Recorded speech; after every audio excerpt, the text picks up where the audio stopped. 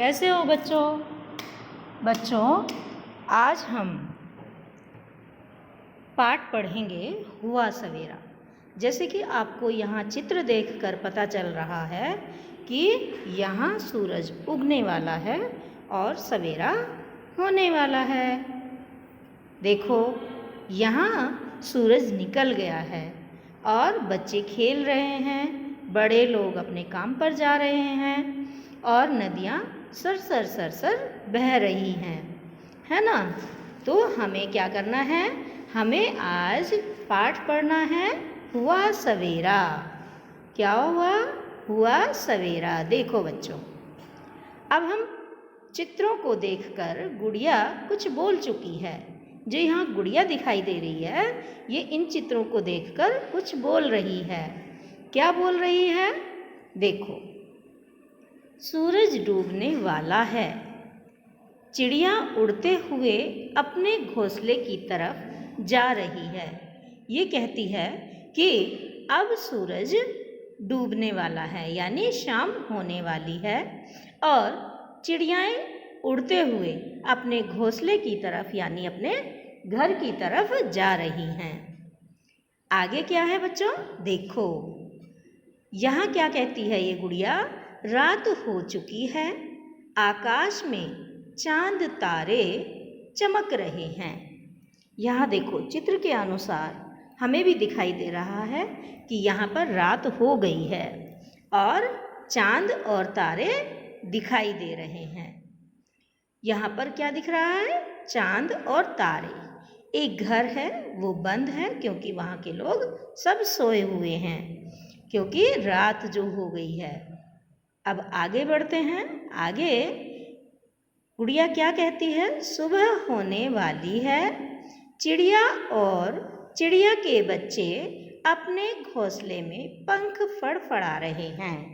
इस चित्र को देखकर पता चलता है कि यहाँ पर सुबह होने वाली है और चिड़िया के बच्चे सुबह उठकर अपने घोंसले में अपने पंखों को फड़फड़ा रहे हैं, यानी अपने पंखों को हिला डुलाकर अपने आलस्य को दूर भगा रहे हैं।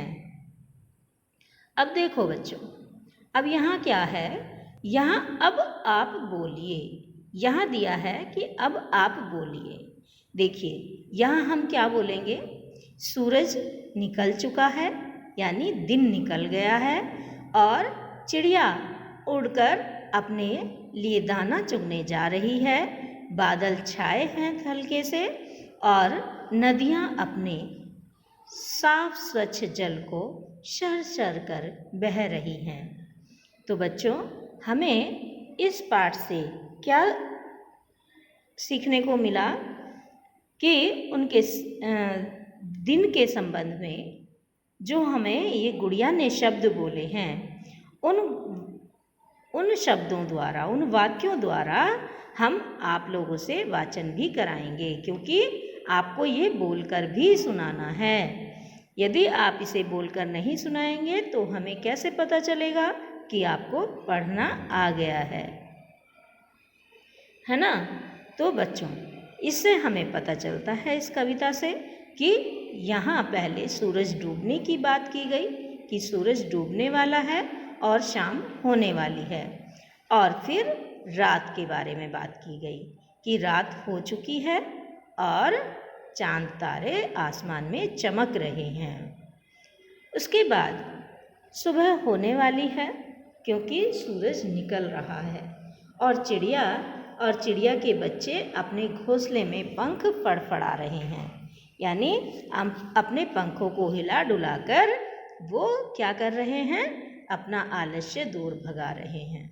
तो बच्चों, सुबह को हमें जल्दी उठना चाहिए, क्योंकि जो लोग सुबह जल्दी उठते हैं उनका दिमाग बिल्कुल फ्रेश रहता है, उनका माइंड बिल्कुल फ्रेश रहता है और सुबह उठकर हमारे काम भी सारे जल्दी से हो जाते हैं।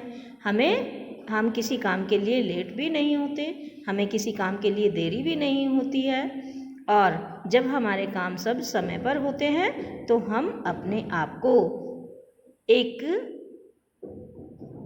सुकून महसूस करते हैं, अपने अंदर एक सुकून महसूस करते हैं कि हमने जो भी काम किया वो समय से कर लिया और हमारा कोई भी काम लेट नहीं हुआ। तो इसलिए बच्चों देखो, हमें हमेशा अपने काम समय से कर लेने चाहिए।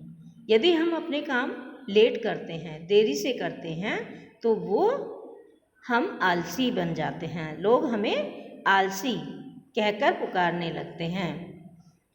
जैसे हर रात की एक सुबह होती है ना, उसी प्रकार से हर दुख के बाद सुख अवश्य आता है।